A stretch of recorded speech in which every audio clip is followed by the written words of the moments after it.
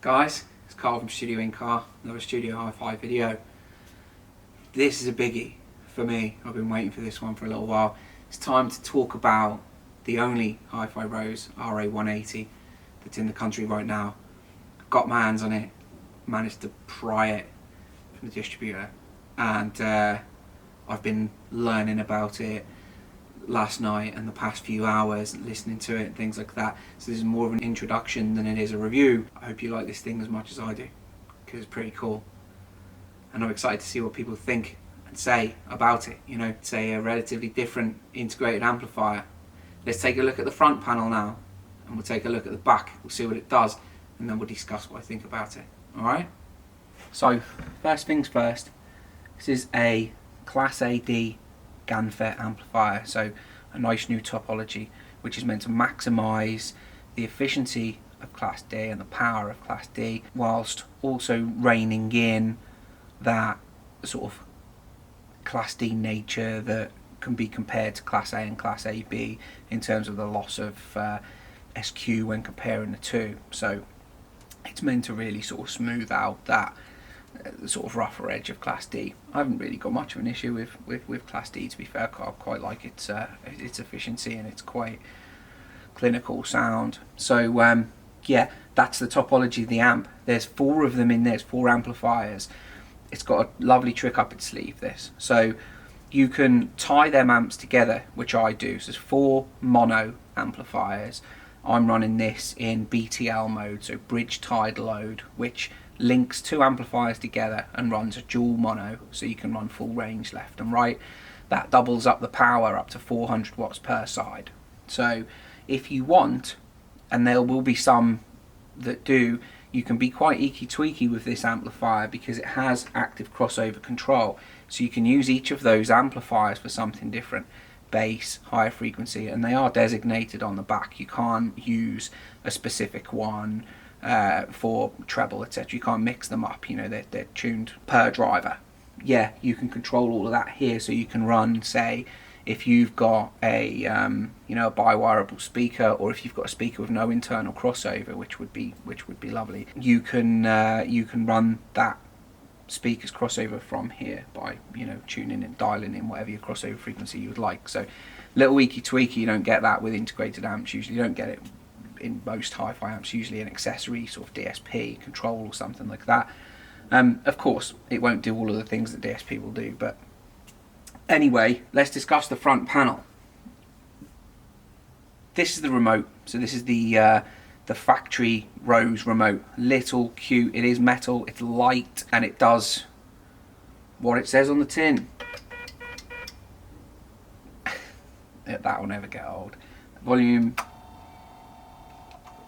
all that sort of standard stuff, function changes, things like that. So yeah, quite a basic remote control, but not necessarily required, because this amplifier has Wi-Fi enabled app-based remote control that you can do pretty much anything you want to do on. So if I go to balanced, if I want to change the volume, if I want to adjust the preamplifier, you know, the preamplifier section for bass, treble, balance, things like that, crossovers, everything that the amplifier can do can be done on this app. So 2 ways of using it. This is pretty cool. So yeah, running through the front panel, source selection, this is motorized as you've seen, and hopefully you can get the gist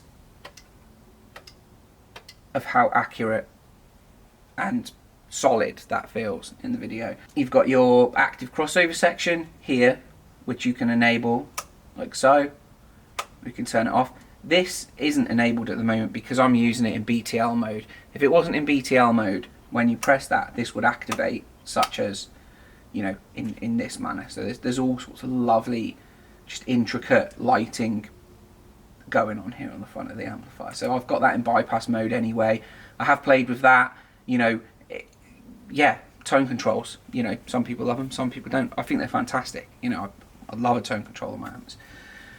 Balance control for if you've got source that's a little off, whichever you want to use it for. Phono amplifier control. So this is another really nice part of this integrated amp. It's packed with stuff.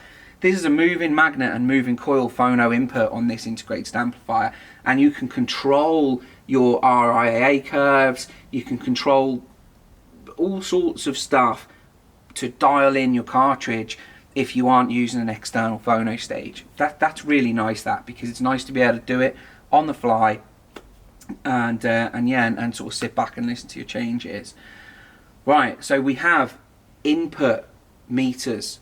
These aren't output meters, so you won't see them bouncing around all over the place as you turn the volume up. You will get an accurate reading of what your input voltage is doing, or your input signal is doing. So yeah, I'll zoom in close on these now. You can see the electromagnets.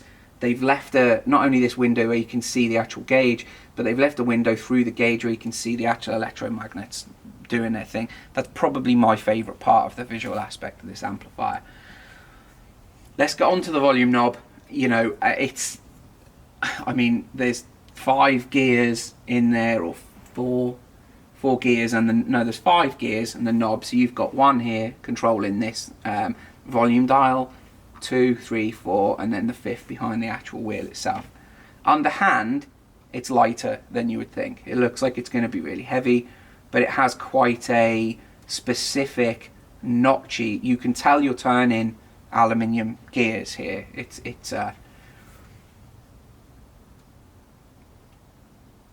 Hopefully you can see that sort of micro adjustment. There's a slight bit of slack because there's so many gears. It's a very bold decision to make your volume knob such a special visual element of the integrated amplifier. You could have easily just blanked that across, add a knob, and that be that. That's a very deliberate thing. It's a very sort of steampunky, bohemian style piece of design. I love stuff like that. I love people being bold like that, you know. So that's your volume knob. Nothing else to it. Turn stuff up and down. You can attenuate here with the attenuation switch, and then you can still reach relatively high volumes. It just slows the curve down, you know, because this is quite a sharp or quite a steep curve in terms of volume. So you can use the attenuator to calm that down if you're listening late at night, stuff like that. Dimmer for your lights. You can turn this 3 stages, so you can turn it off, turn it on, turn it on. Subsonic filter, pretty cool. If you've got any sort of issues with usually a record player or something like that, and you don't want your speakers to start whiling out. Speaker selection. So like I say, 4 different sets of 4 different amplifiers, 2 different sets of speakers. So if you want to, you can A/B speakers. You can have 4 speakers on there, or you can tie all them amps together and run some big boys, which is what I'm doing at the moment. You know, by the way, this is running the Dynaudio C2, so not a simple load, and it is really running them well. You know, they're pounding along. This thing sounds far bigger than what I was expecting it to sound like. You know, you've got your pure direct on/off switch. You can do this in the app, or you can do it on the amplifier itself. I'm not too sure if that'll be motorized, because that is a heavy switch. So let's just see if it is. No. So these sections of the app will just be indicators as to what that's doing. So you'd refresh that and you see that that one lifts up there. If we put it back down, so pure direct is on, refresh the app, and we'll see that the switch has moved. So they're just indicators for the status of the amplifier, so you will have to physically move them. We're on speakers B at the moment because that's the bridge section that I've got switched on the back.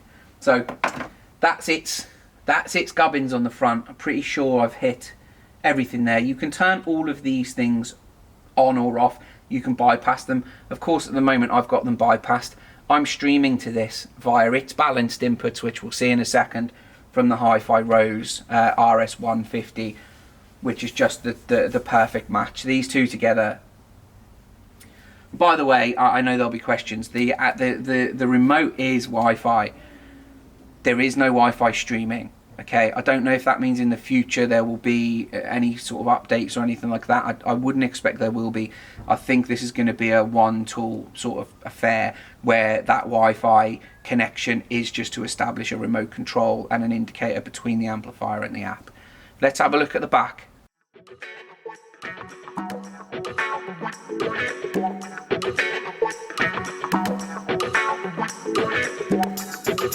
So as you can see, slew of speaker outputs. Strange thing to see on the back of an integrated amplifier. I get it. You'd have to understand the active crossover nature or the design that they've gone for. You can use this in a standard fashion. I run it from here and from here, which is our BTL mode. I have this switch here which puts me in BTL mode, which I can turn on or off. If I turn it off, that gives us 4 open amplifiers that we can run speakers actively from, so tweeters, bass, mid basses, all sorts of stuff like that. Of course, don't watch the video and assume this is a tutorial. I don't want you wiring up your speakers the way I'm saying it, because I'm learning this product right now as it is, and I don't want to get it wrong. I don't want you to blow your mid basses up or your tweeters up when you give them a bass frequency. So anyway, that's that. We've got this at the moment, this sort of panel here, which is a cover, which is probably something to do with it being, you know, released into the UK. It explains the designated input pins for balance line. Not too sure why that's on there, because what's behind is perfectly adequate for the likes of me. Maybe someone needs explaining. It's pretty much a push to make connection. So yeah, balanced inputs. That's how I've been using the Rose RS150 streamer. Phono ground, SVC port, which is blanked off. Phono input, which I'll be using in a second because I'm going to test the moving coil input of this amplifier so that I can, you know, let you know what I think of the phono stage. All of your, you know, you've got your bypass here, you've got unbalanced inputs here for other sources. No DAC on this. There's no DAC inbuilt. You know, it's designed to run with this really, so you wouldn't need a DAC. This has many inputs and the balanced output nature of it, so you know you can run it with that unit and have all of the DAC gubbins as you go along. Subwoofer output, I like to see. So you know, many integrated amplifiers need that really for when we're running, you know, smaller rooms, smaller speakers. We can add a small subwoofer, dial that in, and we're away. You know, we've got that full range. Trigger in and an IR in. In the box comes an infrared extension. If you need to tuck it away, I suppose you can still use the remote control. Why you would tuck an amp that looks like this away, I've no idea. But if you're that minimalist guy, then yeah, you can tuck it away, and it comes with what we call in the automotive industry a mouse. Just a little pigtail extension for the infrared controller, and then we've got the circuit breaker up the top there. Yeah, that's pretty much it for the back. You know, this is going to take a little bit of understanding, I get that, but yeah, it depends on how you run your speakers. In the majority of cases, we're going to see a single wire or a bi-wire speaker that has bridges, and we're going to run them in a BTL mode, which would be switch to BTL, use the positive and negative that is you know, designated for BTL mode, and that straps the amps together, gives us double the power, loads of control, plenty of decent control in the bass. But I'll get onto sound in a little bit, because you know, this has had days and days to sort of warm it, so it's not like it's brand new.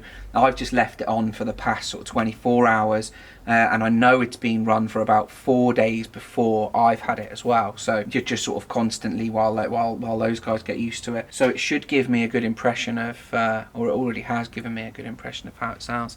Let's have a look at a few close-ups, and let's talk about the way it sounds.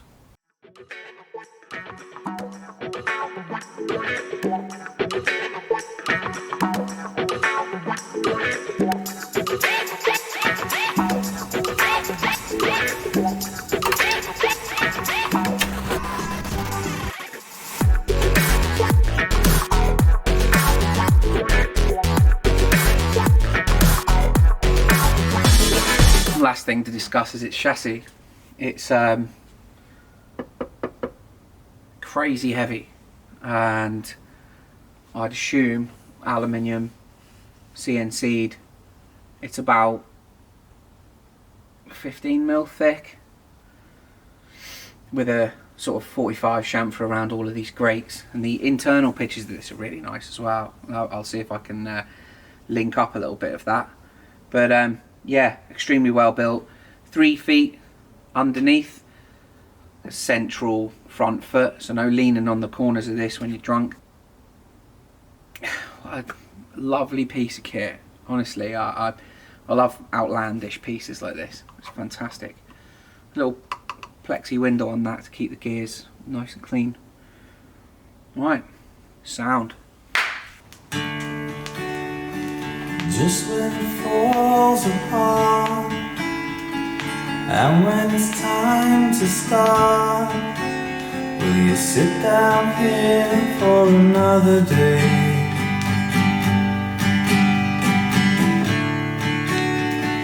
And when it's time to be all the things that we are wishing away for another day.